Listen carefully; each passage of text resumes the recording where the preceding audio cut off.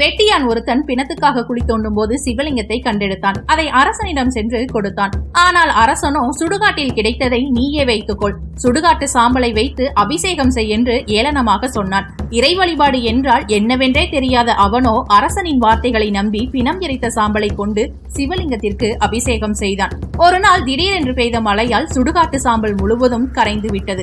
சிவலிங்கத்திற்கு அபிஷேகம் செய்ய சாம்பல் இல்லையே என்று வருந்திய அவனோ வரட்டிகளை அடுக்கி தீயை மூட்டி தன் மனைவியிடம், நான் இந்த தீயில் குதிக்கிறேன், என்னுடைய சாம்பலை எடுத்து சிவலிங்கத்திற்கு அபிஷேகம் செய் என்று கூறினான். மனைவியோ, நீங்கள் இறந்து விட்டால் இங்கு வரும் பிணங்கள் சீரழிந்துவிடும், அதனால் நானே விழுகிறேன் என்று கூறிக்கொண்டே விழுந்து விட்டாள்.